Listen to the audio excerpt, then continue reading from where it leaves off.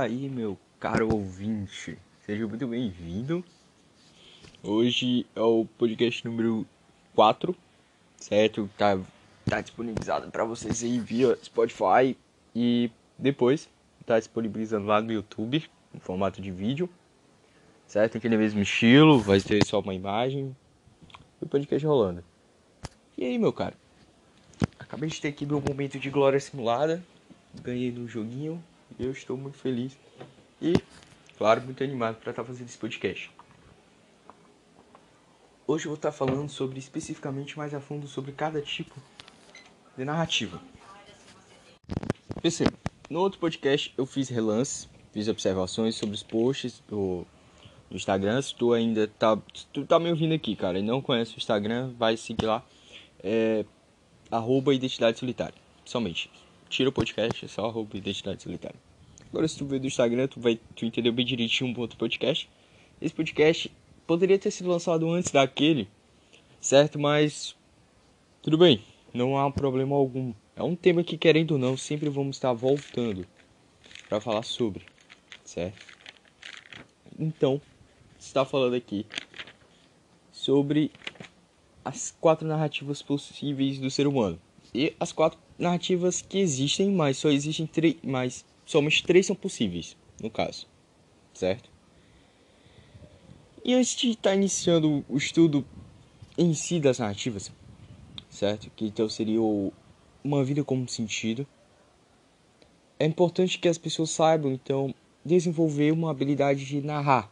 Ou seja, saber contar uma história, mas não uma história qualquer, mas a sua história, certo? Então, tem que saber contar a sua própria história. É uma habilidade. E na escola, pelo menos a escola moderna, atualmente, não é ensinado você contar a sua própria história. Por exemplo, é ensinado a você fazer uma redação. Isso é ensinado na escola.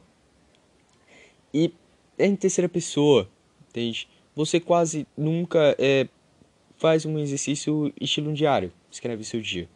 Quase nunca você tem um exercício em que você tem que falar em primeira pessoa. Eu fiz isso. Eu gosto disso.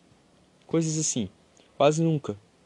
Sempre é aquele algo genérico. Ah, mas o Estado pode fazer isso.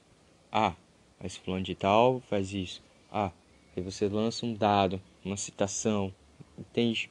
Você não trabalha, então, o seu eu ao carro. Você não trabalha, então, o introspectivo. Você trabalha somente o exterior. Você é ensinado a gente focar somente no mundo exterior. É errado focar só no mundo exterior? Não. Mas você é ensinado a focar somente no mundo exterior. Você não é ensinado a, então, focar um pouco em si. Ter o seu momento de plenitude, ter o seu momento de silêncio, ter o seu momento consigo mesmo. Então, o Dr. Ítalo, na sua live, onde ele aborda as 4 narrativas possíveis do ser humano, ele vai falar alguns exemplos de como é possível contar uma história pessoal. E ele cita lá, então, 5 exemplos: diário, o autorretrato, memória, autobiografia, crônica. Então, essas são as ferramentas as quais nós temos para estarmos contando nossa história pessoal. Então, para estarmos contando nossa história, nós temos 5 ferramentas. 5 ferramentas. Das quais, claro, vai haver as ferramentas mais precisas, entende? Imagine que são 5 facas que você tem e as 5 servem. Só que há aquela faca que é mais afiada. Então é aquela ferramenta que é mais afiada, aquela ferramenta que é mais precisa.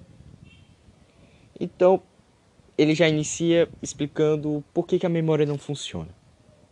Por que ela não funciona? Ela é possível? Sim, é uma ferramenta, mas ela não funciona. Então, ele vai explicar o porquê. O principal vilão, então, da memória vai ser os esquecimentos e obsessões. Ou seja, a narrativa da qual você vai estar contando aquela memória. Porque com o tempo você vai esquecendo o acontecimento e vai lembrando apenas de partes. Você vai estar montando uma narrativa em cima daquilo e pode ser interpretado de uma maneira da qual não aconteceu. Então, tem esse problema. Isolada não serve para nada ou quase nada. Só serve para o quê? Enquadrar em seu eixo narrativo. Para enquadrar seu eixo narrativo. Então, e vai ser um combustível para o seu eixo narrativo. Como assim? Perceba, ela não vai servir para quase nada justamente por causa dos seus esquecimentos e obsessões. Então ela vai servir para o quê? Enquadrar em seu eixo narrativo. Ou seja, você está tendo suas memórias, escrevendo-as, etc. Tendo essas memórias vai apenas o quê? São relatos a qual você cumpriu o seu eixo narrativo. Entende? Então vai ser um combustível para o seu eixo narrativo. Não, vivi isso, não sei o que, etc. Então o que vai estar servindo como combustível para você sempre estar se lembrando do seu eixo narrativo. Pode ser interpretado assim. Então, explicar o autorretrato. Por que não funciona? O autorretrato vai ser, então, ideias soltas e, em sua maioria, não são relevantes para a afirmação narrativa. Ou seja, ideias soltas que, na maioria das vezes, não se interligam e não tem um mar de algo além. Entende? Não tem algo além do que só características. São características. Não há aquele sentido de uma vida. Há características de um ser humano. Não conta uma história. Entende? Crônica. Então, tipo, imagine o Instagram. O Instagram, então, são pequenas crônicas e memórias, mas ainda não são histórias. Crônicas são acontecimentos X, Y. Entende? E que não é uma história em si, por completo. Ela também vai ter aquele problema com as obsessões. O diário, como eu já havia dito no outro podcast, o diário sim é importante. Ele não é 100% preciso, mas é importante. Acredito que das 5, uma vai ser a mais importante, que vai ser a próxima, a autobiografia. E o diário poderia ser, então, enquadrar como segunda mais precisa. Então, eu veria em primeiro lugar a faca mais precisa, a autobiografia, em segundo lugar, diário. Então, o diário vai ser, mais ou menos, mas vai ser recomendado, por quê? Para verificarmos se conseguimos realizar o nosso eixo narrativo naquele dia. O diário vai ser isso. Para verificarmos se nós conseguimos realizar o nosso eixo narrativo. Principalmente no início que nós estamos descobrindo o nosso eixo narrativo. Principalmente por isso. Temos que, então, termos este diário. E temos aqui a autobiografia. A autobiografia dá conta. Então, uma autobiografia, para ser boa, então ela precisa ter de um argumento, uma expectativa, um sentido. Uma história vai ser contada em qual ponto de vista? Esse é o ponto. Esse é o ponto do eixo narrativo. Qual o eixo, qual o ponto de vista que aquela história vai ser contada. Entende? Então, vamos lá. Aqui a gente já começa a falar mais a fundo sobre as 4 narrativas e somente as 3 possíveis. Primeira coisa, você precisa saber sua narrativa. Onde você se move é fundamental. Ou seja, você tem que saber o local, o espaço. Você tem que entender onde você está inserido. Então, o argumento ele vai ser escrito em um lugar, mas a pergunta que tem que ser feita, então, é qual lugar minha história vai se desenrolar. Então, imagine que você está escrevendo um romance, uma história bem longa, e você precisa saber em qual lugar a história desse personagem vai se desenrolar. Em qual local? Qual lugar? Então o Dr. Ítalo, ele propõe um desenho e uma cruz, certo? Em que o eixo vertical vai ser o mundo, certo? Vai ser o mundo.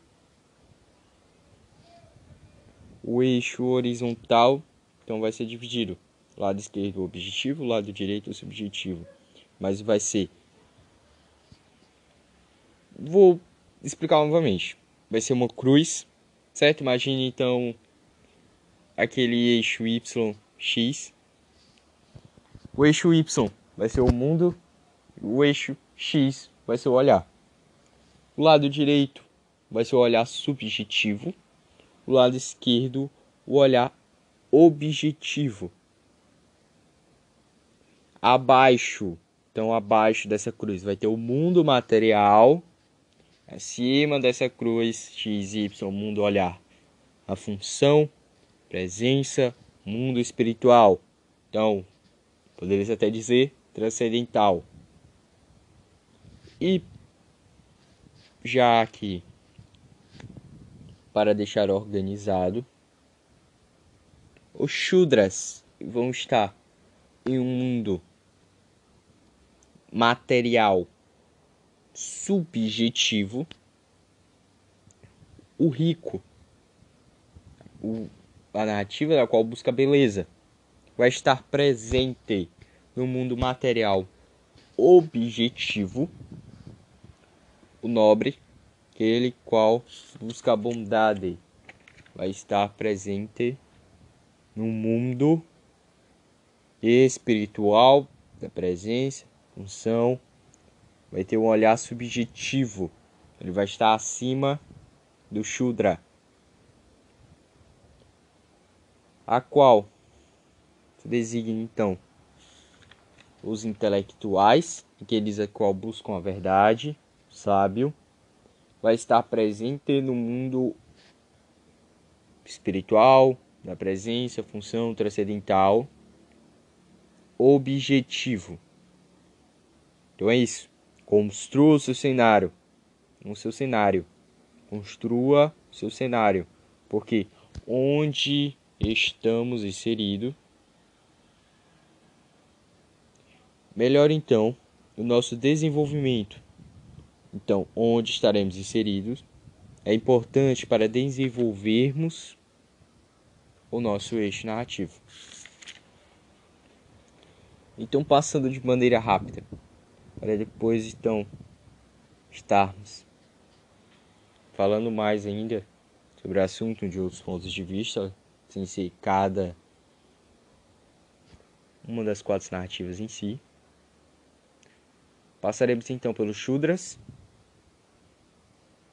pelo rico, pelo nobre, pelo sábio. Trato-os assim. Dr. Ítalo irá chamar então Shudra, Vaishyas, se não me engano é Kshatriyas e o Brahmanes. São nomes acredito, de origem indianos, certo? Porque, perceba, a Índia, como o professor Gu fala, foi um dos primeiros países a ter seu problema com diversas religiões. O mesmo país tem diversas religiões. Então, por consequência disso, muitas das características dessas várias religiões começaram a se incorporar na cultura. Então, deixaram de ser apenas de ser porque é de uma religião X ou Y, mas tornou-se presente na cultura. Então, as 4 eixos narrativos provêm um pouco do hinduísmo, mas não somente dele. Há aquela questão cultural. Então, trataremos aqui dos Shudras, o rico, o nobre e o sábio. Certo? Trataremos assim. Então, para explicarmos essa questão, a vida como sentido, o eixo narrativo, antes de irmos para cada um,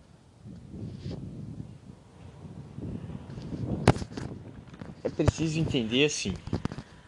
Na infância, nós brincamos de coisas que exerceremos no futuro. Por exemplo, polícia, aquela brincadeira de polícia ladrão, um bombeiro, brincar de casinha, etc. São funções que poderemos exercer no futuro.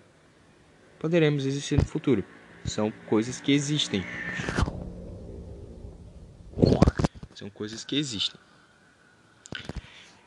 E nessa nossa infância, nós fingimos então ser outras pessoas. Essas brincadeiras. Quando chega a puberdade, nós começamos a buscar um sentido, uma narrativa. Buscamos o que fazer. Não necessariamente vai ser consciente. Mas perceba, a consequência dessa busca pelo sentido e não entendê-lo, então não entender qual a sua missão aqui, não entender o sentido da sua vida, o seu eixo, consequência é que a maioria das pessoas tornam-se depressivas ou próximo disso, pessoas muito tristes. É uma consequência, porque elas não conseguem mais entender o sentido da vida delas quando chega uma maioridade, entre 12 e 13 anos. E aí, uma nova consequência disso é que as ideologias, elas começam a oferecer uma narrativa revolucionária e jovens aceitam essa narrativa. Por quê? É uma narrativa perversa que não os preenche. Mas por que eles vão? É porque eles não têm um sentido, eles não têm uma narrativa, eles não entendem a vida deles. Não no sentido assim, mas entender a vida é algo complexo. Sim, mas entender a missão deles, eles não entendem. E por não entendê-lo, não entender esse sentido, faz com que eles vão buscar, fazem com que eles vão buscar sentido em outras coisas. Um jogo, uma ideologia, e assim vai. No jogo, porque cria a esperança de que se tornará um jogador famoso e possam alcançar uma fama, um sucesso. E ali sim eles percebem que aquilo tem sentido. Não, vou treinar 10 horas por dia num joguinho que eu posso me tornar alguém famoso. E aí, da ideologia, por ter aquele seu vazio existencial, percebe então que precisa de um sentido imediato. E o sentido imediato que eles encontram é essa narrativa revolucionária. Então, quando a sociedade já não obriga as pessoas a serem bons cristãos, por exemplo, ocorre a ruptura de valores, ou seja, separação de boa pessoa de cristão. Problema de um país laico. Aqui entra novamente aquele detalhe que falei sobre Índia, onde ela foi um dos primeiros países a ter problema com diversas religiões. Perceba, essa ruptura de valores, o que significaria? Pense, essa ruptura de valores, o que significaria? O que significaria? O que significa ser uma pessoa boa? Então, imagine uma escala bem simples. Lá embaixo vai estar as pessoas más, acima delas pessoas aceitáveis, acima dela as pessoas boas, acima dela pessoas excelentes, acima dela as pessoas perfeitas. Uma escala hierárquica. Em uma escala não tão adequada. E ali, fora da escala, Jesus, e abaixo de Jesus, os santos. Então, existem graus intermediários que não se definem aqui entre pessoas más e aceitável. Para uma pessoa que é má, para se tornar aceitável, há degraus. Então fica a questão, o que é uma pessoa boa? Entende? Então a gente precisa saber as características de nossa espécie. Ou seja, para ser uma boa pessoa, precisa ter uma história coerente. E toda história é uma ação. Entende? Então, tem que saber a história dessa pessoa. Para ser uma pessoa boa, precisa ter uma história coerente. Uma história que bata. Não uma história só teórica, uma história que foi vivida de fato. Então, nem toda narrativa ela vai ser bem sucedida. Porém, o argumento tem que ser definido. Ou seja, para você saber que ela não foi bem sucedida, é porque você sabe qual é essa narrativa. Então você tem que defini-la. Nós somos animais. E como todo animal, a ação própria do animal é definida pela sua percepção. Se sua narrativa é do sábio, caso não aprenda nada hoje, seu tio for perdido. Então perceba nessas frases soltas aqui. A percepção, qual é a percepção de mundo? Qual a sua percepção? Qual a sua forma de ver o mundo? Entende? Qual a sua forma de ver o mundo? Por exemplo, para um sábio, se ele não aprender nada hoje, o dia dele foi perdido. Para um nobre, se ele não libertar alguém hoje, o dia dele foi perdido. Para o rico, se ele não criar algo belo hoje, o dia dele foi perdido. São percepções. Então, peripécias são dadas pelo cenário ou pelo mundo. Entende? Não podemos viver a partir das peripécias. Não podemos viver a partir das peripécias. Uma vida sem sentido completamente. E aqui vamos entrar então na Shudra. Vamos entrar aqui então na narrativa do Shudra. O Shudra não deve ser o eixo pretendido, pois nunca pode ser alcançado. Por quê? Já que lida com aspectos subjetivos do mundo material. Onde podemos encaixar isso? Quarta camada pode ser considerado quase sempre o Shudra. Busca apenas o prazer e foge da dor. Poderia se resumir então o Shudra, a eterna busca pelo prazer. Prazer imediato. Que muitas vezes não edifica em nada. Há aquele prazer a longo prazo que irá ajudá-lo. Ler um livro e no final do livro você sentir um prazer absoluto de ter cumprido. Isso é um tipo de prazer. Mas o prazer que o Shudra quer é um prazer imediato. Ele vive somente pelas peripécias. Ele não estabelece metas, porque ele não consegue estabelecer metas, porque tudo que ele tem que fazer é agora. Ele não pensa em nada além do agora. Mas não o agora como algo bom, mas agora porque ele não sabe o que ele irá fazer. Ele não sabe o que irá fazer, então ele tem que fazer agora. Ele não sabe o que vai fazer. Então o Shudra nenhum animal é, porque até um animal ele tem uma percepção muito melhor que o Shudra. Percebe?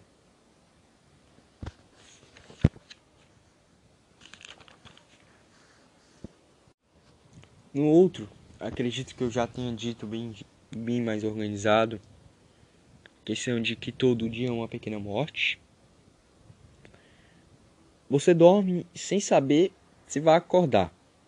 Então por isso tem que encontrar a narrativa para ter uma boa vida. Definir o dia para não ser coadjuvante. Ou seja, porque de tanto você ser um coadjuvante na vida dos outros, você começa a colocar culpa nos outros. Por quê?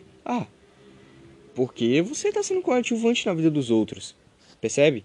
Se você está sendo coadjuvante na vida dos outros, você começa a perceber que os outros te devem alguma coisa. Mas a realidade é que ninguém te deve nada. Doutor Ítalo sempre fala isso.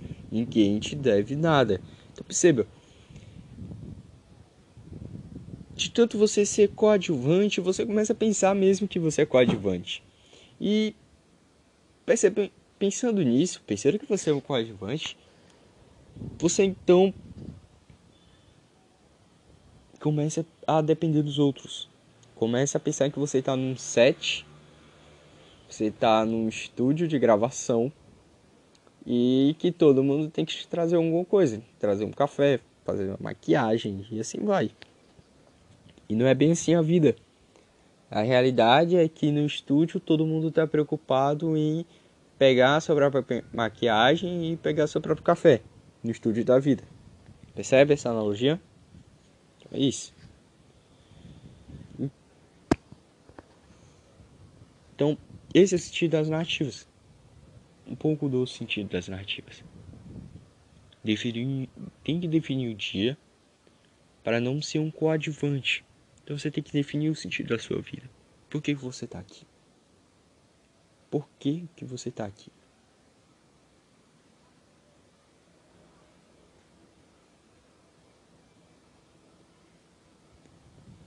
Por que você está aqui? E aqui a gente entra naquela parte do fardo do sucesso, né? Fardo do sucesso. O que é o sucesso? As pessoas hoje fazem tudo pelo sucesso e atribuem isso ao sentido absoluto da vida.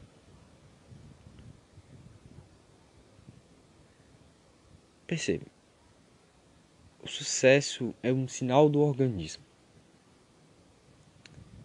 Como assim um sinal do organismo? Porque ele é a necessidade de prole. Ele projeta na sua consciência o desejo de sucesso. E o sucesso nada mais é do que fama e dinheiro. E o que fama e dinheiro tem a ver com a necessidade de prole? O que seria a prole, a reprodução? O que isso tem a ver? Quando você tem mais fama, você tem mais dinheiro, ele dá mais possibilidade de reprodução. Como assim? Pô, tu fica famoso, tem mais dinheiro, se tu é um cara, parece mais menininha querendo se reproduzir. Entende? É isso. Sucesso então é aquela busca pela fama, mais dinheiro e expansão de território. Então o corpo obriga a fazer isso, mas mais especificamente a sua alma vegetativa.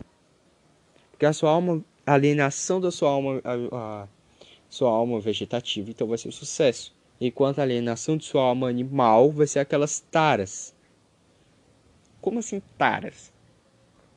Aquelas taras. Ser um jogador de futebol famoso, muitas vezes nem é aquilo que tu quer.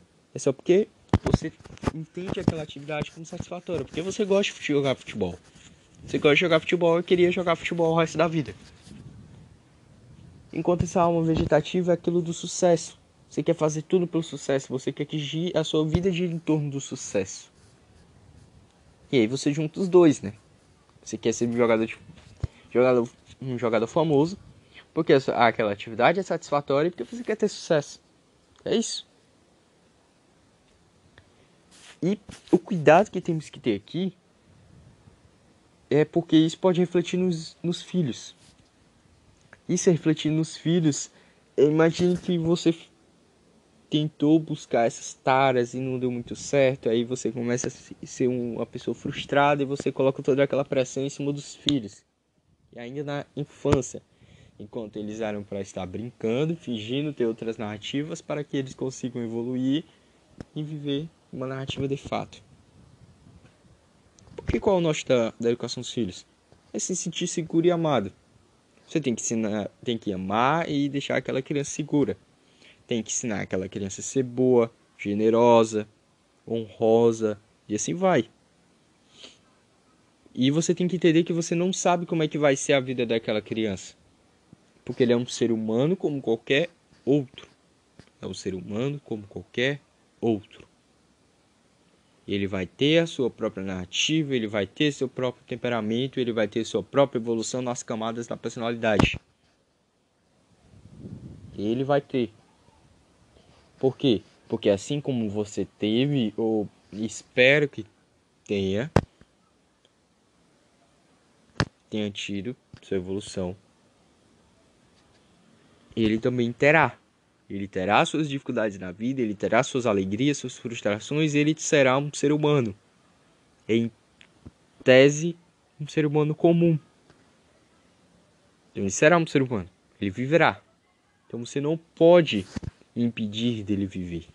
Perceba, não pode impedir dele viver. Mas aqui vai uma primeira observação.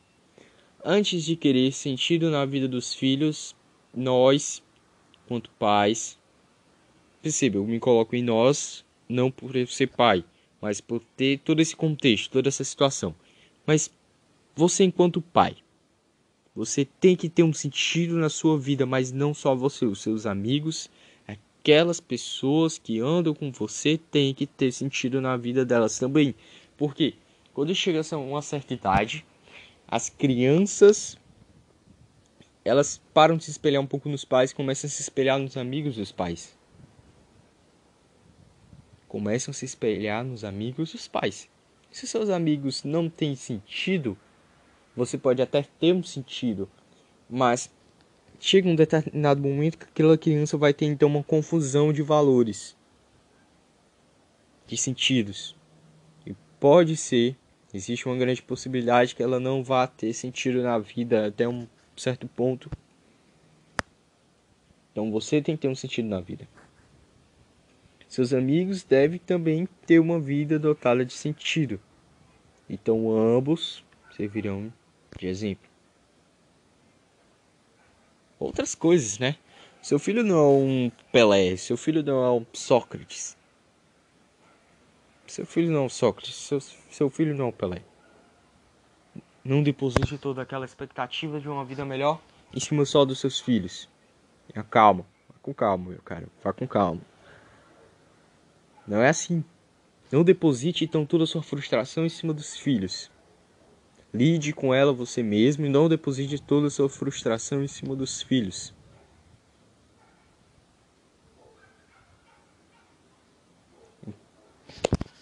Então, ainda para entender o sentido das narrativas, o sentido da vida não se resume a se casar e ter filhos. Não se resume a casar e ter filhos. Esse não é o sentido da vida. Porque perceba, casar, ter filhos e ter uma casa legal é que nem um lobo faria.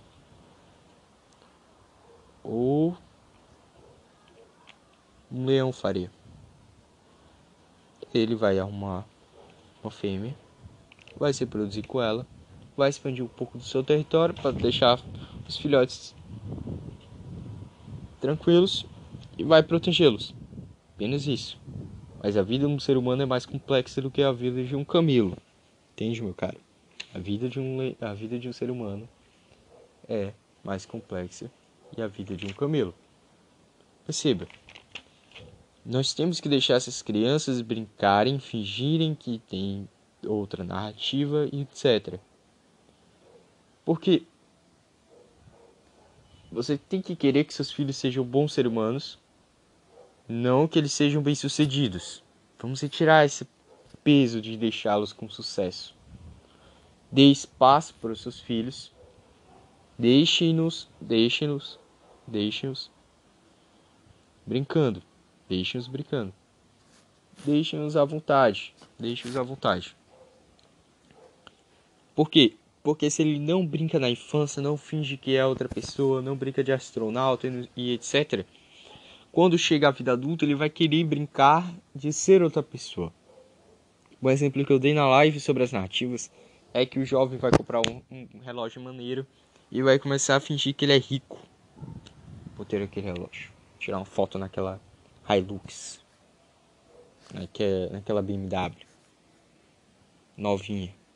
Vai dizer que é dele, ou não vai colocar nada, vai deixar que as pessoas julguem se é dele ou não, e assim vai. Então, a presença dos pais, na maioria das vezes, é uma denúncia que a vida do filho é uma mentira. Então, os pais acabam atrapalhando mais que ajudando. Então, deixe-o viver. Não roube mais do que 1 hora do seu filho por dia. Quando ele estiver lá para 7 anos de idade, você rouba um pouquinho mais de tempo, mas deixe-o brincar. Deixe-o se divertir, deixe ele viver então um pouco sua infância. Deixe-o viver um pouco sua infância. Deixe-o viver um pouco sua infância. Então por que nós somos uma denúncia, os pais são uma denúncia para os filhos? É só tirar um exemplo prático. Deixa as crianças brincar, coloca um adulto pra depois aparecer lá do nada e olhar elas brincando. Você estraga a brincadeira na hora. você estraga a brincadeira na hora. Porque elas olham pra você e aquilo é a denúncia que aquilo é a brincadeira, que é a realidade. Você é a denúncia que é a realidade. Então vamos estar entrando aqui nas outras 3 narrativas, as quais são possíveis. A primeira é a narrativa do rico. Então vai ser os Vaixás vai ser a caixa dos comerciantes, daqueles que servem, olham o mundo de forma objetiva e querem conquistar as coisas para si. E o Dr. Ítalo disse também que é recomendado que comecemos articulando nossa vida por esse eixo. Fazer algo útil para que sirva para algo. Fazer algo útil para que sirva para algo. O professor Gu, ele vai orientar fazer algo belo que seja belo em si. Fazer algo belo para que continue sendo belo mesmo que você pare de trabalhar nele. Tem que fazer algo belo. Então, essa caça do rico vai ser a busca pela beleza. Vai ser aquela busca pela beleza. Buscar o belo. Qual você deve todos os dias perguntar que coisa bela eu fiz hoje. Que coisa bela eu fiz hoje. E é aquela caça do eterno serviço. É o serviço em cima do serviço. Então você deve servir mais e mais e mais. Próxima, a caixa dos nobres e guerreiros, que eles vão olhar para o mundo imaterial de forma subjetiva. Eles vão buscar coragem e a nobreza, lealdade, honra, e assim vai. Os valores subjetivos. Vão buscar coisas estáveis. Desenvolver a dignidade. Teoricamente, é a caixa do bombeiro, do policial, do cavaleiro. Por quê? Porque é a caixa da qual você deve dar a vida. Tem aquele sentimento de dar a vida pelo próximo. Mesmo que traga prejuízos para a sua vida, você dará a vida pelo próximo. Qual o prejuízo? Você irá morrer. Você perderá um braço. Você levará um tiro pelaquela pessoa. Pessoa é boa, né? Pelaquela pessoa protegendo-a. E aquela missão do nobre é se perguntar todos os dias se você libertou alguém hoje do sofrimento. Se você libertou alguém hoje do sofrimento. E por último, não menos importante, é a caixa então dos intelectuais.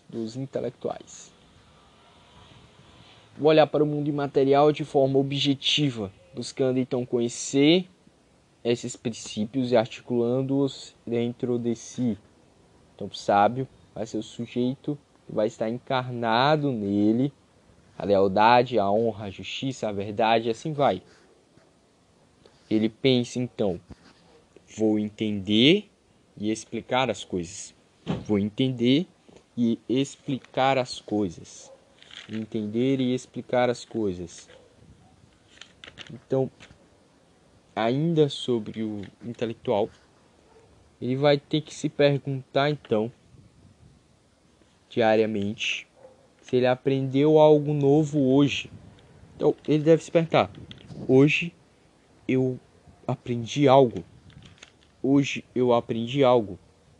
Você deve se perguntar: hoje eu aprendi algo? Então, uma dica para os intelectuais é ensinar o que sabe é uma justiça cósmica, é uma caridade. Então, uma forma de caridade é ensinar o que sabe. Então, estude. Se você é um intelectual, estude, ensine. Você já deve saber disso. Estude e ensine. Dê de volta à sociedade que você recebeu dela. Vai estudar, pesquisar. E assim vai. E, para as dúvidas finais, Se vocês perguntam, então a casta do rico naturalmente vai ser rica, do nobre não vai ser rico, e o do sábio não vai ser rico? Não, não é assim. O sábio ele pode então vender o seu conhecimento. Nobre, trabalho. Além do que ele pode ensinar também, não há restrições para sua vida, entende? E ainda para encaixar no nobre, você tem que libertar alguém do sofrimento, certo? Mas esse alguém não pode ser do seu círculo de interesse, porque não pode ser seu chefe, não pode ser seu colega de trabalho, porque você quer upar no seu cargo, não pode ser um familiar, porque você quer agradar a família. Você tem que ser alguém de fora. Tem que ser alguém fora do seu círculo de interesse. Alguém que esteja na rua precisando de ajuda, por exemplo. Você vai. Faça isso por 3 anos. 3 anos. Você vai conseguir uma abundância de liberdade e honra. E a abundância de liberdade e honra é igual poder e influência. Ou seja, posições de lideranças. Quem está nessa narrativa é naturalmente apto a se tornar um líder. Por quê? Porque ele vai ter uma abundância de liberdade e honra. Ele vai ter este poder nas mãos. Vai ter liberdade e honra nas mãos. Vai ter liberdade e honra nas mãos. Estou expondo as ideias. Reflitam. E, para o do rico, como obter mais prosperidade e conforto, você tem que se perguntar o que eu vou produzir de belo e valioso hoje. Então, se você não sabe a resposta dessa pergunta, você então está no estado de estudante. Então você tem que procurar, fazer cursos e perguntar e assim vai, para você então estar adquirindo habilidades. Outro ponto, adquiram habilidades para assim vocês estarem descobrindo um pouco mais sobre vocação e também vai ajudar no descobrimento da sua narrativa, né? Percebam, adquirir habilidades. Novamente, para o rico, tem que deixar um objeto que pode ser desejado mesmo que... Tem que deixar um objeto que pode ser desejado mesmo quando você não está trabalhando nele. Algo belo. Algo belo. Então foi isso, pessoal. Foi muito mais uma aula do que um podcast normal. Muito mais uma aula do que um podcast normal. Futuramente estarei falando sobre as 12 camadas da personalidade. Não falarei das 12 de uma vez. Falarei em torno de 6 as 6 primeiras. E depois falarei sobre as outras 6. Próximo podcast vai ser sobre o mundo moderno, então se preparem. Está preparando um material bem legal para vocês. Foi isso. Agradeço por ter ouvido até aqui. Até o próximo podcast. Perdoem os erros, perdoem algo que eu não tenha falado. Mandem perguntas lá no direct, no Instagram. Estarei respondendo todas. Até mais. Até a próxima semana, meus caros. Fui-me. Continue no barco com a gente. Até logo.